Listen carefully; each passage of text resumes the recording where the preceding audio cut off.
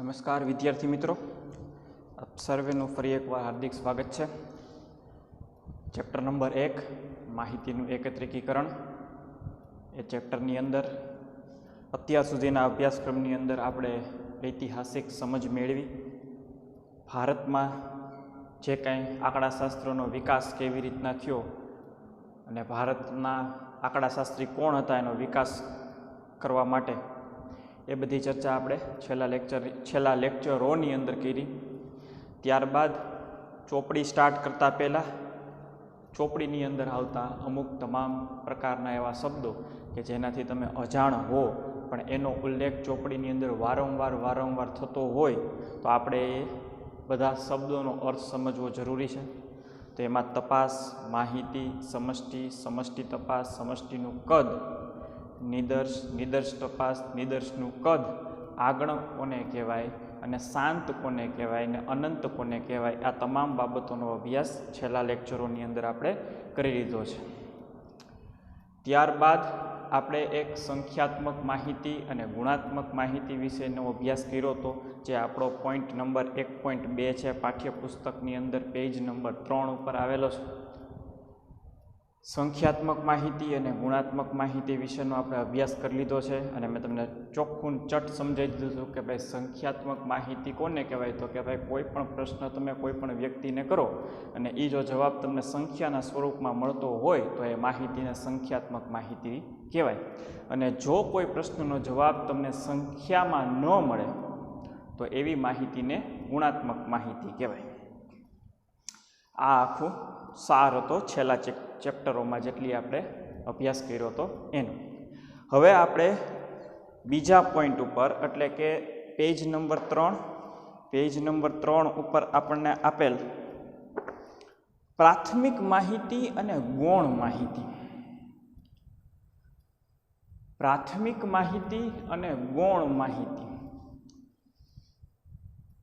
આ ટોપિક જે છે ને એ એવો ટોપિક છે કે જે ટોપિક વિશે માહિતી તમે ધરાવતા નથી પણ આ ટોપિક પ્રમાણે તમે કામગીરીઓ તો બહુ ખૂબ કરો છો. આ ટોપિક પ્રાથમિક માહિતી અને ગૌણ માહિતીનો જે ટોપિક છે એ ચોપડીની અંદર જે આપેલો જે ટોપિક છે એનાથી તો તમે હજી અવગત નથી, પણ આ જે પ્રાથમિક માહિતી અને ગૌણ માહિતીનો જે સાર છે એનો ઉપયોગ તો તમે ખૂબ જ કરો છો. એમાં જો સૌ પ્રથમ એક આપણને માહિતી માટેનું એક અલ્ટિમેટમ જેને એમ કહેવાય કે ભાઈ માહિતી કેવા પ્રકારની હોવી જોઈએ એની માટે જો એ લોકો એક ચોખ્ખું ચટ આપણને કીધી દીધું છે. કોઈ પણ આંકડાકીય તપાસ દ્વારા મેળવેલ માહિતી તદ્દન સાચી અને યોગ્ય જ હોવી જોઈએ. આ વાક્યની શું કામ જરૂરિયાત પડી?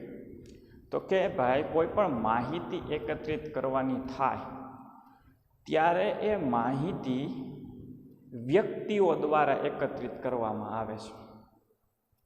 જ્યારે કોઈ પણ માહિતી વ્યક્તિઓ દ્વારા એકત્રિત કરવામાં આવતી હોય અને એનો વ્યક્તિઓ દ્વારા સંગ્રહ કરવામાં પણ આવતો હોય તો એની અંદર માનવીય ભૂલ રહેવાની શક્યતા અથવા તો માનવીની દખલના કારણે એ માહિતી ક્યારેક સાચી હોતી નથી. તો કે માનવીય ભૂલ તો આપણે બધા સમજીએ છીએ કે ભાઈ કાંઈક કામ કરતા હોઈએ ત્યારે આપણી ક્યાંક ને ક્યાંક જગ્યાએ ચૂક રહી જતી હોય એને આપણે માનવીય ભૂલ કહેવાય.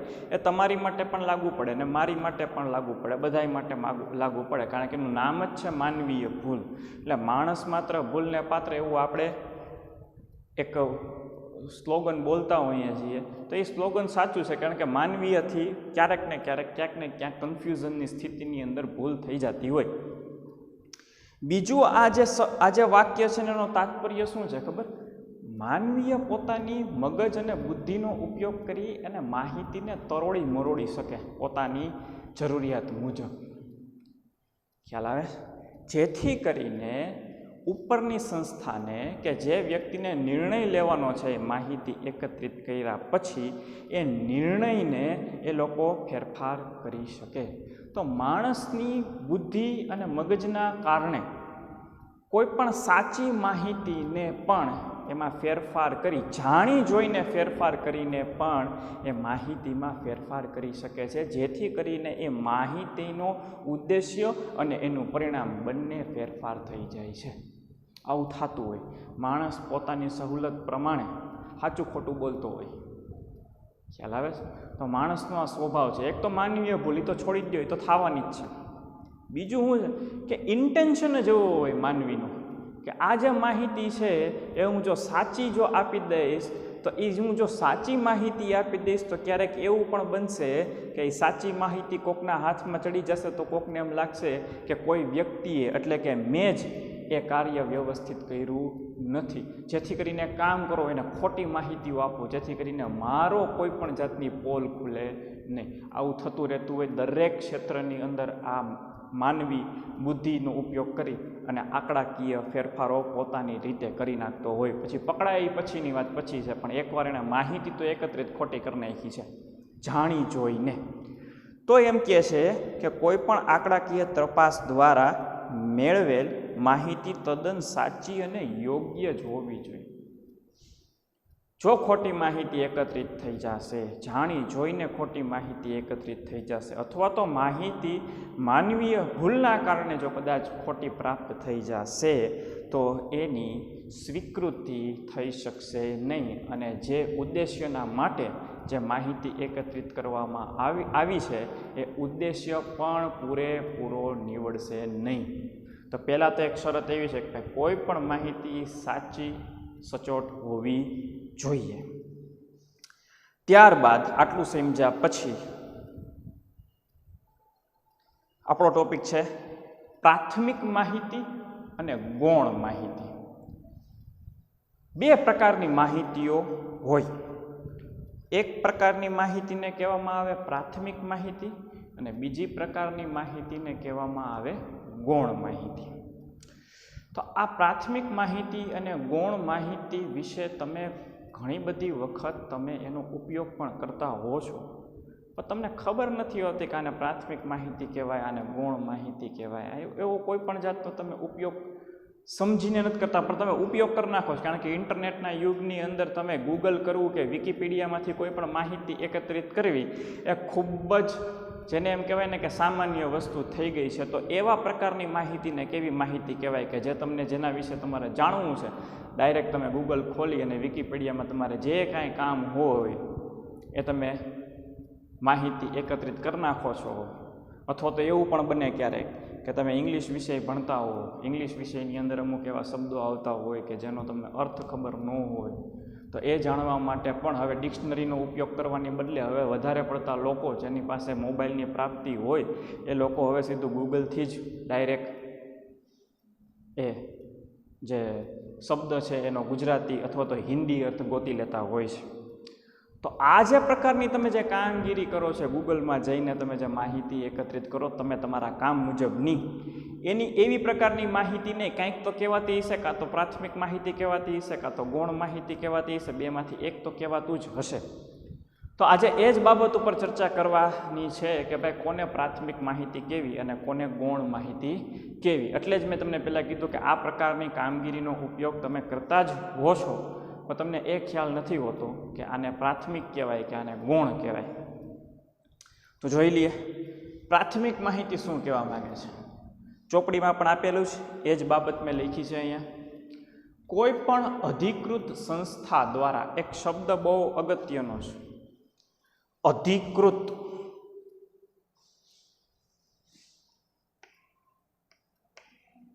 સંસ્થા, કોઈ પણ અધિકૃત સંસ્થા. અધિકૃત શબ્દ એટલે શું? અધિકૃત કે જેની પાસે એ માહિતી એકત્રિત કરવાનો અધિકાર હોય એને અધિકૃત સંસ્થા કહેવાય. હવે એ અધિકાર સરકારી કોઈ પણ સંસ્થા હોય એની પાસે પણ હોઈ શકે, કોઈ પણ પ્રાઇવેટ સંસ્થા હોય એની પાસે પણ હોઈ શકે. એટલે એવું ન માની લેવું કે અધિકૃત સંસ્થા હંમેશા સરકારી સંસ્થાઓ જ અધિકૃત સંસ્થાઓ હોય, પ્રાઇવેટ સંસ્થાઓ પણ અધિકૃત સંસ્થાઓ હોઈ શકે, પણ જેની પાસે અધિકાર છે એ કાં તો કાયદાએ એને અધિકાર આપ્યો છે અથવા તો ભારત સરકારે એને અધિકાર આપ્યો છે, કારણ કાં તો ભારતના બંધારણે એ સંસ્થાને અધિકાર આપેલો છે. એવી અધિકૃત સંસ્થા દ્વારા સૌ પ્રથમ વખત અસલ સ્વરૂપે, આ બધા અગત્યના શબ્દ છે એટલે હું જરાક તમને અંડરલાઈન કરી દઉં. સૌ પ્રથમ વખત અસલ સ્વરૂપે માહિતી એકઠી કરાયેલ હોય તેવી માહિતીને પ્રાથમિક માહિતી કહેવાય છે. પહેલાં તો એણે શું કીધું ખબર? કોઈ પણ સંસ્થા પાસે અધિકાર હોવો જોવે એ માહિતીનું એકત્રીકરણ કરવા માટેનો.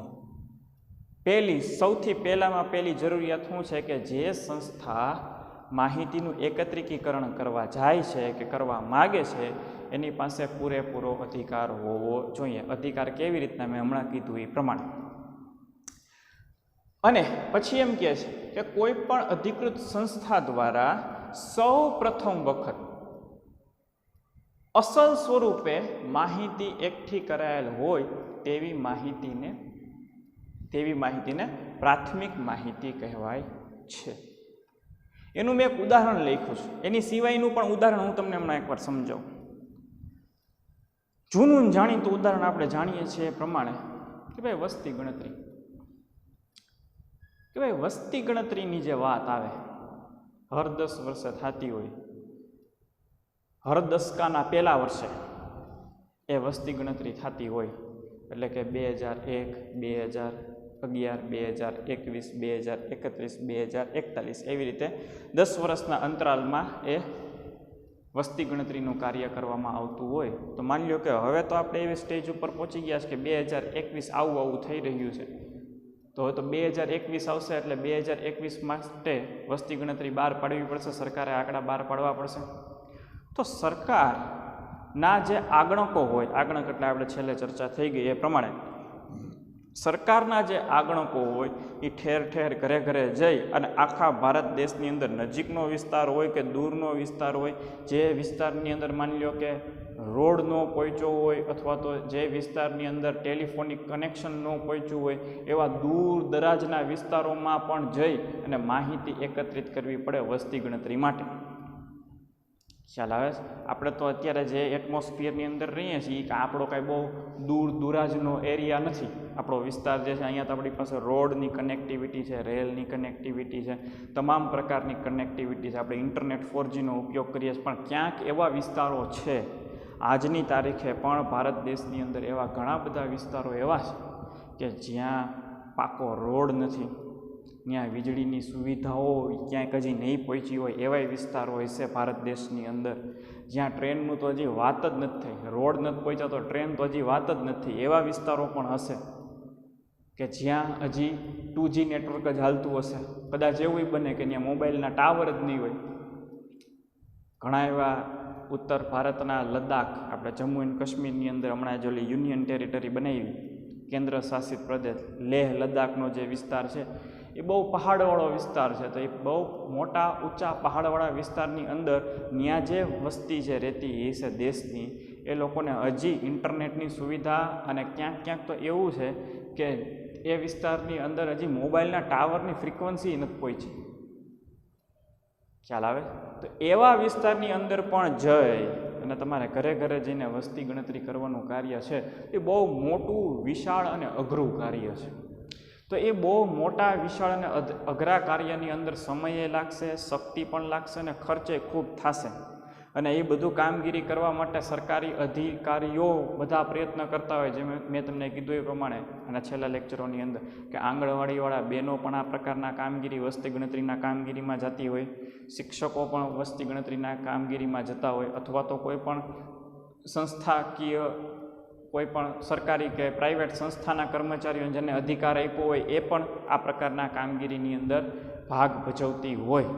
તો એ લોકો જે ભાગ ભજવે છે વસ્તી ગણતરીનો અને એ જે માહિતી એકઠી કરી આવે છે એ પ્રાથમિક માહિતીનું ઉદાહરણ છે.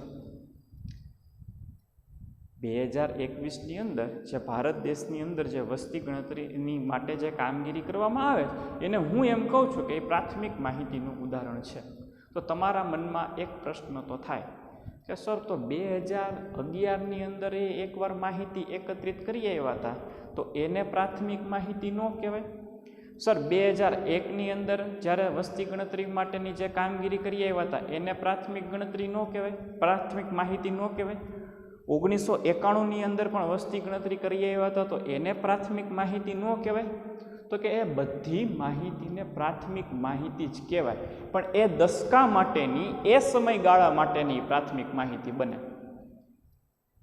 2091ની જે વસ્તી ગણતરી કરવામાં આવી છે, જેને આપણે પ્રાથમિક માહિતી કહી દઈએ છીએ, તો એ 1991થી લઈ અને 2000 સુધીનો જે સમયગાળો છે, એટલા સમયગાળા માટે એ 2091ની વસ્તી ગણતરીના પ્રાથમિક માહિતી કહેવાય. પછી દશકો ફરી જાય એટલે 2001ની અંદર જે માહિતી એકત્રિત કરવામાં આવી એ 2001થી લઈને 2010 સુધીના સમયગાળા માટે એ પ્રાથમિક માહિતી બને. એટલે એવું ન સમજી લેવું કે કોઈ પણ માહિતી પ્રથમ વખત જ્યારે લેવામાં આવી હોય એને જ પ્રાથમિક માહિતી કહેવાય, એવું નથી. એવું હોત તો જ્યારે ભારત દેશ 1947ની અંદર આઝાદ થયો અને ત્યારબાદ જે 1951ની અંદર વસ્તી ગણતરી કરવામાં આવી હોય એને જ પ્રાથમિક માહિતી કહેવાય, અને ત્યારબાદની જેટલી વસ્તી ગણતરી છે એને પ્રાથમિક માહિતી ન કહેવાય, એવું નથી. ખ્યાલ આવે છે? ખાલી પ્રાથમિક માહિતી એમ કહેવામાં આવે છે કે કોઈ પણ માહિતી સૌ પ્રથમ વખત એટલે તો કે જે સમયખંડની અંદર એ સૌ પ્રથમ વખત એકત્રિત કરવામાં આવે એને પ્રાથમિક માહિતી કહેવાય. ખ્યાલ આવે છે? તો આ છે પ્રાથમિક માહિતી. અને એનું એક ઉદાહરણ એમ પણ છે, તમને કોઈ પણ એમ પૂછે એક વાક્યના કે બે વાક્યના સવાલ જવાબની અંદર પ્રાથમિક માહિતી એટલે શું અને ઉદાહરણ દ્વારા સમજાવો, તો તમારે લખવું પડશે NSSO. NSSOનું full form national sample survey organisation, જે કેન્દ્ર સરકારના આધીન હોય છે આ ઓર્ગેનાઇઝેશન. તો એના દ્વારા માહિતી એકત્રિત કરવામાં આવેલી હોય એને પ્રાથમિક માહિતી કહી શકો, અથવા તો તમને મેં કીધું એ પ્રમાણે વસ્તી ગણતરીની જે કામગીરી છે એ હાથ ધરવામાં આવેલી હોય, બરાબર, તો એને પ્રાથમિક માહિતી કહેવાય. પ્લસ ભારતનો ભૂગોળ, ભૂભાગ માટેની જે માહિતી સૌ પ્રથમ વખત એકત્રિત કરવામાં આવી, કારણ કે ભૂભાગ તો કાંઈ બદલતો નથી, જમીન કાંઈ બદલતી નથી, તો જ્યારે એવું માપવામાં આવ્યું હોય છે કે ભાઈ ભારતનો આખો ભૂભાગનો વિસ્તાર કેટલો, માપવું તો પડે ને કે ભાઈ કેટલો વિસ્તાર આપણો છે ને કેટલો બાજુવાળાનો વિસ્તાર છે. તો જ્યારે આઝાદી થઈ છે ત્યાર પછીની માપણી કરી છે કે ભાઈ ભારતનો આખો વિસ્તાર કેટલો, કારણ કે આપણી બોર્ડર બીજા બધા દેશો હારે અડતી હોય, જેમ કે પાકિસ્તાન હારે આપણી બોર્ડર અડતી હોય, જેમ કે ચાઇના હારે આપણી બોર્ડર અડતી હોય, જેમ કે નેપાળ હારે, ભૂટાન હારે, બરાબર, બાંગ્લાદેશ હારે, તો આ બધાય દેશો હારે આપણી સીમાઓ એકબીજા સાથે અડતી હોય, તો આપણે એ તો પહેલાં નક્કી કરવું પડે કે ભારતનો વિસ્તાર કેવડો. તો એ જે માહિતી લેવામાં આવી છે સૌ પ્રથમ વખત જ્યારે લેવામાં આવી છે તે પ્રાથમિક માહિતીનું ઉદાહરણ છે, કારણ કે ભૂગોળ તો ફરતો નથી, એટલે એ એકવાર લીધી એટલે પૂરું થઈ ગયું, ઇનફ થઈ ગયું. ખ્યાલ આવે? એમાં ક્યારેક જો કાંઈ ફેરફાર કરવામાંની જરૂરિયાત પડે તો વાત જુદી છે, બાકી તો જે ભૂગોળ આપણો જે નક્કી કરવામાં આવ્યો હતો કે આ વિસ્તાર છે એ ભારતનો વિસ્તાર છે, ત્યારબાદ એવું નક્કી કરવામાં આવ્યું હોય કે આપણો જે સમુદ્ર વિસ્તાર છે એ કેટલો. ખ્યાલ આવે છે? ગુજરાતથી લઈને ઓલી બાજુ આપણે પશ્ચિમ બંગાળ સુધી આપણને એક આખો સમુદ્ર કિનારો બન્યો છે આપણી પાસે, તો એમાં આપણો વિસ્તાર કેટલો, પડોશી દેશનો વિસ્તાર કેટલો, આ બધી પ્રકારની માપણી સૌ પ્રથમ વખત જ્યારે કરવામાં આવી હોય તેને પ્રાથમિક માહિતી કહેવાય. હા, એમાં પછી કંઈક ફેરફાર આવ્યા હોય તો એ ફેરફાર બાદની માહિતીને પણ તમે પ્રાથમિક માહિતી કહી શકો. ખ્યાલ આવે છે? તો કોઈ પણ માહિતી સૌ પ્રથમ વખત એકત્રિત કરવામાં આવેલી હોય એને પ્રાથમિક માહિતી કહેવાય, અને ત્યારબાદ એના એ હેતુથી પાછી માહિતી એકત્રિત કરવામાં આવે તો એ જે પાછી જે માહિતી એકત્રિત કરવામાં આવી હોય એને પ્રાથમિક માહિતી કહેવામાં આવે. હમણાં કીધું એ પ્રમાણે કે 2001ની જે વસ્તી ગણતરી છે એ 2001થી લઈને 2010ના સમયગાળા માટે જ માન્ય હોય, કારણ કે ત્યારબાદ 2011ની વસ્તી ગણતરીમાં નવી માહિતી આવી જતી હોય, તો તમારે કોને પ્રાથમિક માહિતી કહેવી? તો કે 2001થી લઈને 2010ના સમયગાળા માટે જે 2001માં જે વસ્તી ગણતરી થઈ હોય એ પ્રાથમિક માહિતી. પાછો દસકો ફરી ગયો 2011થી લઈ અને 20 સુધીની જે માહિતી એકત્રિત કરવામાં આવી એ વસ્તી માટેની પ્રાથમિક માહિતી બને. ખ્યાલ આવે? અને બીજુંનો કાંઈ સમજવું હોય તો એક સાદી સિમ્પલ વસ્તુ સમજી લો કે કોઈ પણ અધિકૃત સંસ્થા દ્વારા સૌ પ્રથમ વખત જે માહિતી એકત્રિત કરવામાં આવેલી હોય એને પ્રાથમિક માહિતી કહેવાય. આની અંદર બધું આવી ગયું. મેં અત્યાર સુધીમાં જેટલું સમજાયું હોય બધી વસ્તુ એની અંદર આવી ગઈ. હવે તમે વિચારજો કઈ માહિતીને પ્રાથમિક માહિતી કેવી. ખ્યાલ આવે? તમે તમારી રીતના આટલું આપણે જે સમજણ મેળવીને આ જે આપણે ઉદાહરણો સમજાય એની ઉપરથી હવે તમે નક્કી કરી લેજો, તમે વિચાર કરી લેજો ફલાણા પ્રકારની માહિતી એકત્રિત કરવામાં આવી હોય તો એને પ્રાથમિક માહિતી કહેવાય કે નહીં, આ પ્રકારની માહિતી એકત્રિત કરવામાં આવી હોય તો એને પ્રાથમિક માહિતી કહેવાય કે નહીં. બરાબર?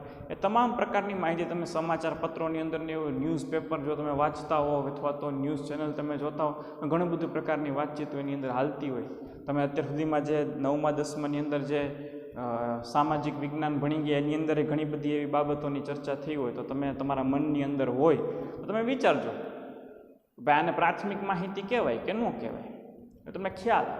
બાકી તમે ચોપડીની અંદર જે આપેલી માહિતી બાબત છે એ તો તમે સમજી જ ગયા પૂરેપૂરી. આ તો તમે તમારી પ્રેક્ટિસ કરવા માટે તમે જાતે વિચારો કોને માહિતી કેવી માહિતીને પ્રાથમિક માહિતી કહેવાય, જેથી કરીને તમને આનો ઊંડાણપૂર્વક ખ્યાલ આવે. મેં તો મારી રીતના મેં તમને જેટલા ઉદાહરણ આપવા હતા એટલા મેં આપી દીધા છે. તેમ છતાંય કોઈને કાંઈ પ્રશ્ન હોય તો હજી હું ઉદાહરણ આપીશ જ એના વિશે. તો આવી માહિતીને પ્રાથમિક માહિતી કહેવાય. પછી તમને પ્રાથમિક માહિતીનું જે હેડિંગ આપ્યું છે ત્યારબાદ તમને 1.5 લીટી પછી પ્રાથમિક માહિતીના ઉદાહરણો આપ્યા છે. એકવાર વાંચી લઈએ. એક તો મેં લખ્યું, બીજું મેં તમને સમજાવ્યું. તો કે NSSO દ્વારા નેશનલ સેમ્પલ સર્વે ઓર્ગેનાઇઝેશન દ્વારા એકત્રિત કરાયેલી માહિતી, ભારતની વસ્તી ગણતરીની માહિતી, ભારતના રજિસ્ટ્રાર ઓફિસ ન્યૂ દિલ્હી દ્વારા ભારતના જન્મદર અને મૃત્યુદરને લગતી પ્રકાશિત કરેલી માહિતીને પ્રાથમિક માહિતી કહેવામાં આવે છે. જો જન્મદર અને મૃત્યુદરની વાત આવી, એક ચર્ચા છે, ચોપડીની અંદર તો નથી પણ હું તમને કહી દઉં કે ભાઈ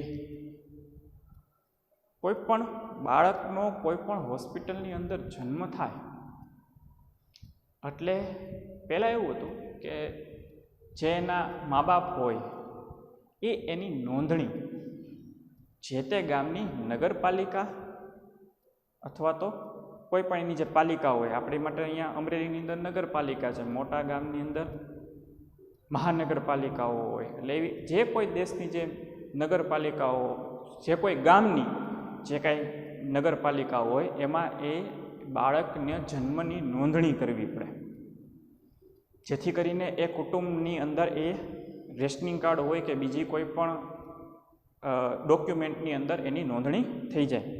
તારીખે દેવી પડે, પછી મેલ છે કે ફિમેલ છે એ પણ દેવું પડે. જનરલી પહેલાં એવું હતું કે કોઈ પણ બાળક જન્મે, કોઈ પણ હોસ્પિટલ સરકારી હોય કે પ્રાઇવેટ હોસ્પિટલની અંદર એ જન્મે એટલે તમારે વાલીઓએ એટલે કે એ બાળકના માતા પિતાએ એની જન્મની નોંધણી જે તે પાલિકાઓમાં કરવાની થાય.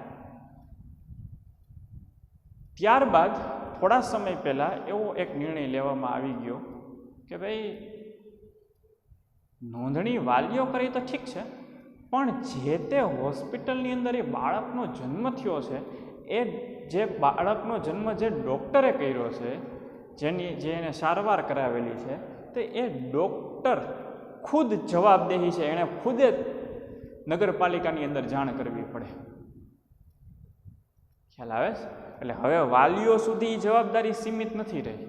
હવે ડૉક્ટરો પ્રાઇવેટ હોય કે સરકારી હોય, કોઈ પણ હોય, જે કોઈ હોસ્પિટલની અંદર એ બાળકનો જન્મ થયો હોય, એક કિસ્સો મને ધ્યાનમાં આવ્યો તો આવો એટલે હું તમને શેર કરું છું કે ભાઈ જે તે ડૉક્ટર જેની જે હોસ્પિટલ છે એ હોસ્પિટલના માલિકે અથવા તો એના જે ટ્રસ્ટે જાણકારી આપવી પડે કે ભાઈ આજે અમારી હોસ્પિટલની અંદર 2 બાળકોનો 3 બાળકોનો જન્મ થયો અને 100 જે કાંઈ માહિતી હોય એ પ્રમાણે.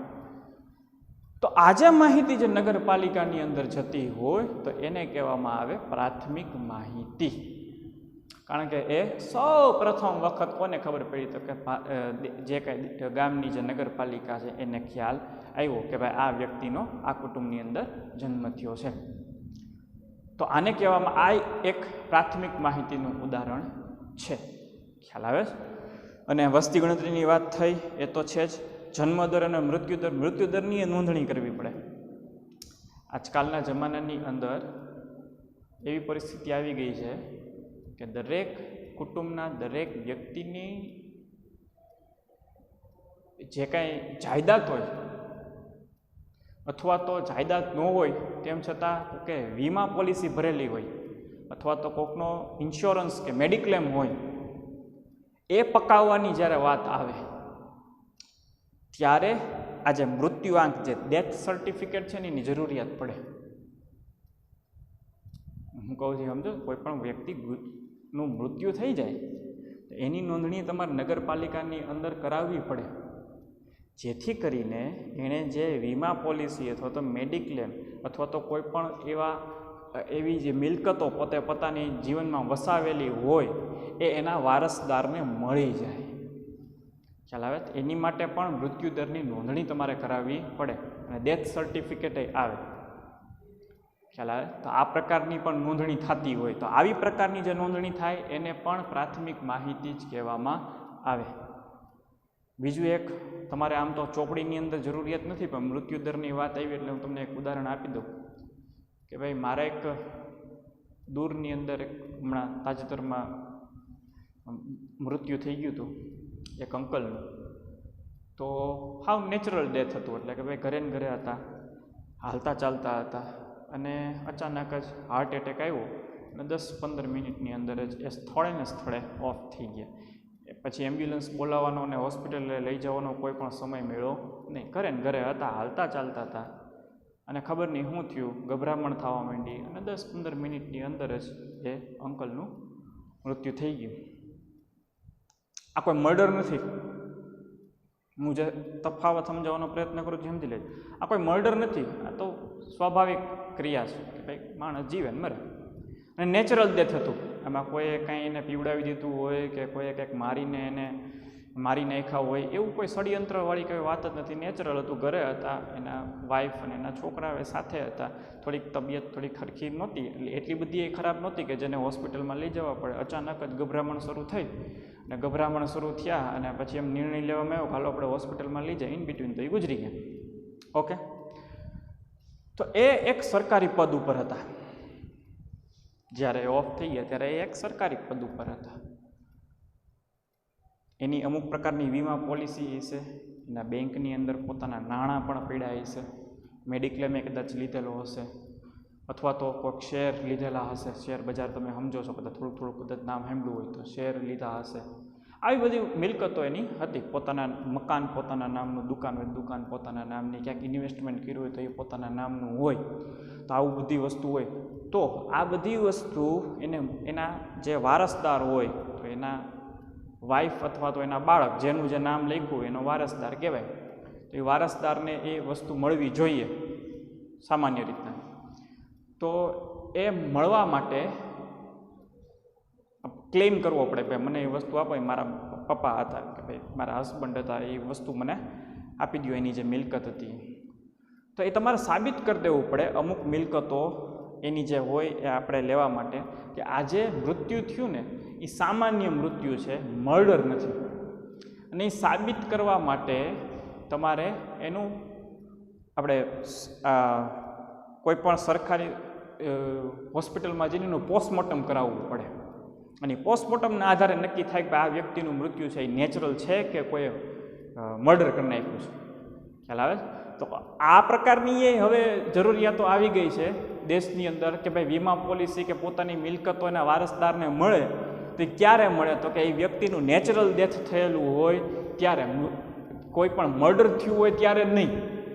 બરાબર? તો આ બધી માહિતી માટે તમારે એનું પોસ્ટમોર્ટમ કરાવવું પડે. એ પોસ્ટમોર્ટમના આધારે નક્કી થાય કે ભાઈ એ વ્યક્તિનું નેચરલ ડેથ છે, એને વારસદારોને બધી વસ્તુ મળવા પાત્ર જ છે, એને તમે વહેલી તકે એ બધી વસ્તુ એને આપી દો.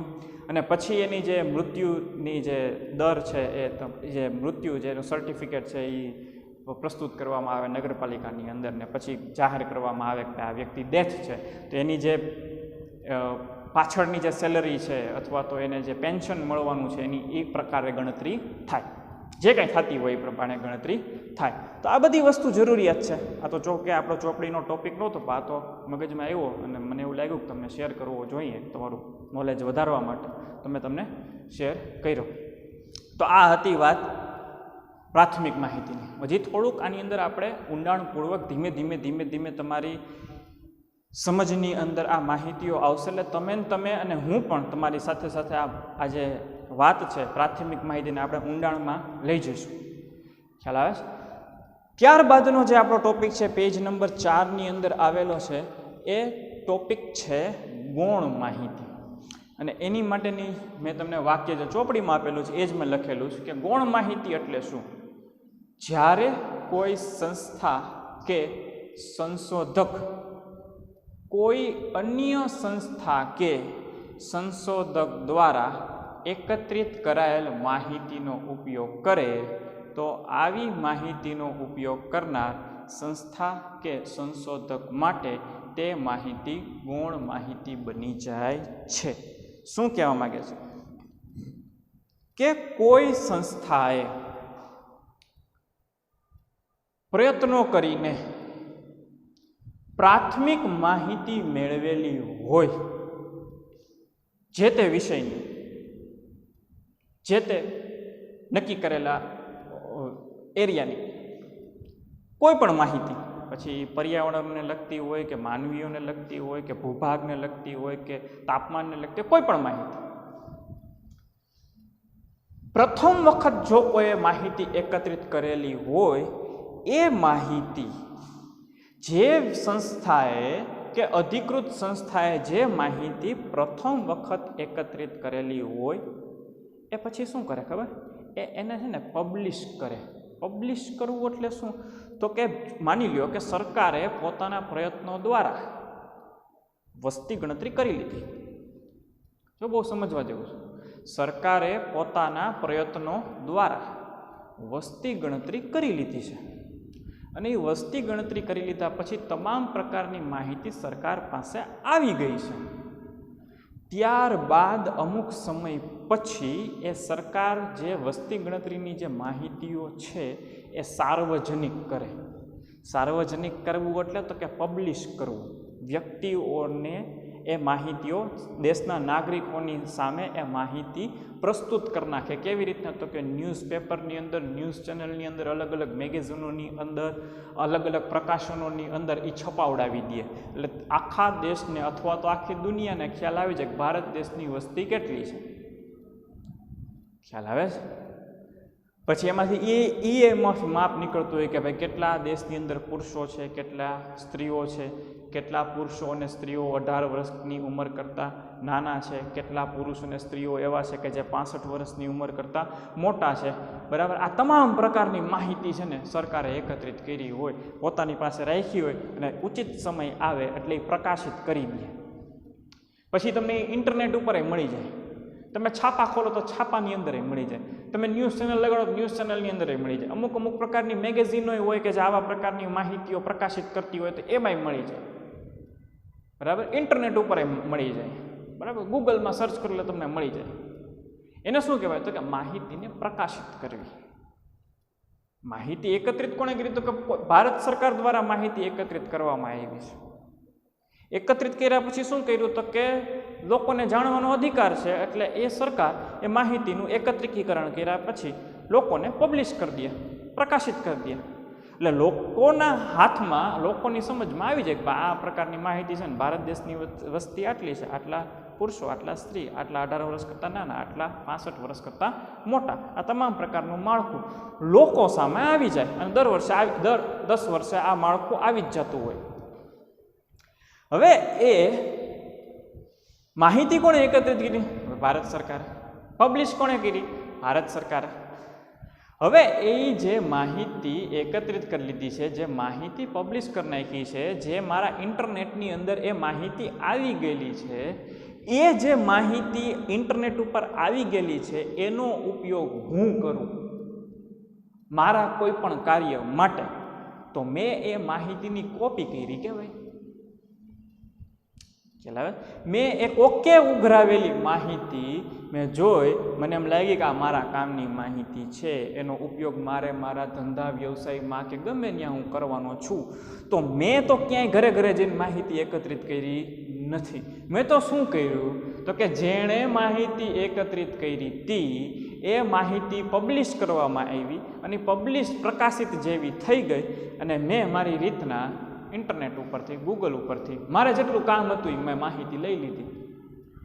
તો કોકની માહિતીનો ઉપયોગ મેં કર્યો, મારે મારા કોક કામ છે, મારા વેપાર ધંધામાં મારે એ માહિતીની જરૂરિયાત છે, તો મારી માટે એ માહિતી ગૌણ માહિતી બને. ખ્યાલ આવે છે? કોકે ઉઘરાવેલી માહિતીનો ઉપયોગ કોઈ બીજી સંસ્થા કે સંશોધક પોતે પોતાના કામ માટે કરે. હું ક્યાંય માહિતી ઉઘરાવા નથી ગયો, તો કોકે ઉઘરાવેલી માહિતી, કોકે પબ્લિશ કરેલી, પ્રકાશિત કરેલી માહિતીનો ઉપયોગ હું મારા કામ માટે કરું, તો મારી માટે એ માહિતી ગૌણ માહિતી બને. ખ્યાલ આવે છે? તો આ છે ગૌણ માહિતી. હવે સમજો શું કહે છે વાક્ય રચના. જ્યારે કોઈ સંસ્થા કે સંશોધક કોઈ અન્ય સંસ્થા કે સંશોધક દ્વારા એકત્રિત કરાયેલ માહિતીનો ઉપયોગ કરે, તો આવી માહિતીનો ઉપયોગ કરનાર સંસ્થા કે સંશોધક માટે ગૌણ માહિતી બની જાય છે. એનું ઉદાહરણ છે UNO. આ આંતરરાષ્ટ્રીય સંસ્થા છે, આની મેઇન ઓફિસ અમેરિકામાં આવેલી છે. તો હવે તમે વિચાર કરી લ્યો, તમારે કંઈ પણ વસ્તુ જાણવી હોય તો તમે જે ગૂગલ કરો છો, યુટ્યુબ ઉપર માહિતી એકત્રિત કરો છો. હવે તો ઘણી બધી વસ્તુ યુટ્યુબ ઉપર આપણને પ્રાપ્ત છે, જે આપણને ભણવાને લગતી માહિતીઓ યુટ્યુબ ઉપર પ્રાપ્ત છે. અમુક આપણો જે ઇન્ટરેસ્ટ હોય, ચોપડીની બહારનો જે ઇન્ટરેસ્ટ છે, એ પણ આપણને આજની તારીખમાં યુટ્યુબ ઉપર પ્રાપ્ત છે. ફેસબુક ઉપર એ પ્રાપ્ત હશે, બરાબર. અમુક માહિતી ટ્વિટર ઉપર પણ આજની તારીખે આપણને માહિતી, ઉપયોગી માહિતી ટ્વિટર ઉપરથી એ મળી જતી હોય. તો આપણે જે માહિતી મેળવવા માટે જે સર્ચ કરીએ છીએ, તો આપણે કેવી પ્રકારની માહિતી મેળવીએ છીએ? પ્રાથમિક માહિતી, ગૌણ માહિતી? તો કે ભાઈ ગૌણ માહિતી. શું કામ? તો કે જે વ્યક્તિએ એકત્રિત કરેલી માહિતી છે એને પ્રકાશિત કરીને ઇન્ટરનેટમાં મૂકી છે, એનો ઉપયોગ આપણે આપણા કામ માટે કરી નાખીએ છીએ. તો આપણે જે માહિતી ઇન્ટરનેટના ઉપયોગથી અથવા તો છાપાની અંદર વાંચીને જે માહિતી આપણે એકત્રિત કરી નાખીએ છીએ, એ તમામ માહિતી આપણે ગૌણ માહિતીનો ઉપયોગ કરીએ છીએ. ક્યાંય આપણે ઉઘરાવા ગયા નથી, એના માટે કાંઈ મહેનત કરી નથી. ખાલી કોકે ઉઘરાવેલી માહિતી પ્રકાશિત કરી નાખી છે, 2-4 સ્વિચો દબાવીને માહિતી મેળવી લઈએ છીએ. એટલે આપણે જેટલું ગૂગલમાં આપણે જે કાંઈ સર્ચ કરીએ છીએ, જેટલું યુટ્યુબમાં કે ફેસબુકમાં કે ટ્વિટરમાં કે ઇન્સ્ટાગ્રામની અંદર આપણે જે આપણી કામની માહિતી છે, જે આપણને જેમાં ઇન્ટરેસ્ટ છે, જે કાંઈ વસ્તુ આપણે સર્ચ કરીએ છીએ, એ તમામ માહિતી આપણે ગૌણ માહિતી તરીકે ઉપયોગ કરીએ છીએ. ખ્યાલ આવે છે? એટલે મેં તમને સૌ પ્રથમ કીધું હતું કે આવો આપણે કંઈક ઉપયોગ કરીએ છીએ, પણ એને શું કહેવાય એ ખબર નથી. એટલે આપણે જે કાંઈ ગુજરાતી નથી, ઇંગ્લિશનું ગુજરાતી નથી આવડતું, ઇંગ્લિશનું હિન્દી નથી આવડતું, કોઈ પણ સંસ્કૃતની કંઈક શબ્દ હોય તો એ નથી આવતો, ફટાફટ જે આપણે જે ગૂગલ કરી નાખીએ ને, જે આપણે માહિતી એકત્રિત કરી નાખીએ ને, એ ગૌણ માહિતી મેળવીએ છીએ. ગૌણ માહિતી, સેકન્ડરી માહિતી, સેકન્ડરી ઇન્ફોર્મેશન. પ્રાથમિક નહીં, પ્રાઇમરી નહીં, સેકન્ડરી ઇન્ફોર્મેશન. ગૌણનું ઇંગ્લિશ સેકન્ડરી થાય. તો આ છે આખી ઘટના, પ્રાથમિક માહિતી અને ગૌણ માહિતીની. પ્રાથમિક માહિતી એટલે હવે ટૂંકમાં જ કહી દઉં અને આપણે આ લેક્ચર હવે પછી પૂરો કરીએ. આના પછીની લેક્ચરની અંદર આપણે પ્રાથમિક માહિતી અને ગૌણ માહિતી વચ્ચેનો આપણે તફાવત જાણીશું, એટલે તમને વધારે પડતો આ ટોપિક સમજાઈ જશે. પ્રાથમિક માહિતી એટલે કેવી માહિતી કે કોઈ પણ અધિકૃત સંસ્થા દ્વારા કે સંગઠન દ્વારા સૌ પ્રથમ વખત અસલ સ્વરૂપે, અસલ સ્વરૂપનો છે ને એક શબ્દનો અર્થ જાણવાનો થશે તમારે આવનારા સમયની અંદર. અસલ સ્વરૂપ શું કહેવા માગે છે, બરાબર? અસલ સ્વરૂપ વિશે આપણે ડિસ્કશન 4-5 ચેપ્ટર સુધી હાલશે આ આપણા અભ્યાસક્રમની અંદર. તો ત્યારે તમને ખબર પડી જાય કે આ જે શબ્દ જે લખ્યો છે ને કે અસલ સ્વરૂપ, એનો અર્થ શું કરવા માગે છે. પછી વાર છે હજી, સ્ટેપ બાય સ્ટેપ આગળ વધતા જાય. તો શું કે કોઈ પણ અધિકૃત સંસ્થા દ્વારા સૌ પ્રથમ વખત અસલ સ્વરૂપે જે માહિતી એકત્રિત કરવામાં આવેલી હોય એને પ્રાથમિક માહિતી કહેવાય. ગૌણ માહિતી શું કહે છે? તો કે એ જે પ્રાથમિક માહિતી ઉઘરાવેલી હોય જે કોઈ સંસ્થા કે સંગઠનોએ એ માહિતી એકવાર પ્રકાશિત કરવામાં આવી, બરાબર, એ માહિતી પબ્લિશ કરવામાં આવે અને એ પબ્લિશ કર્યા બાદ એ માહિતીનો ઉપયોગ કોઈ બીજી સંસ્થા કે સંગઠન કે કોઈ પણ તમારી મારી જેવા વ્યક્તિ એનો ઉપયોગ કરે તો એવી માહિતીને ગૌણ માહિતી કહેવાય. ખ્યાલ આવે છે? તો આ છે ગૌણ માહિતી અને પ્રાથમિક માહિતી, અને સમજવી પડશે, જેમાં ડિટેલમાં ઘણી બધી બાબતો આવશે. બરાબર. તો આજના લેક્ચર સુધી આપણે આટલી જ વાત રાખીએ. આના ઉદાહરણો આપણને આપેલા જ છે, તમે એકવાર વાંચી જોજો. આપણે જે સમજાવ્યું એ પ્રમાણેની જ આખી વાત છે. તો આના પછીના લેક્ચરની અંદર એનો તફાવત જોઈ લઈએ અને ત્યારબાદ એની કામગીરી આગળ વધારીએ. ત્યાં સુધી આભાર.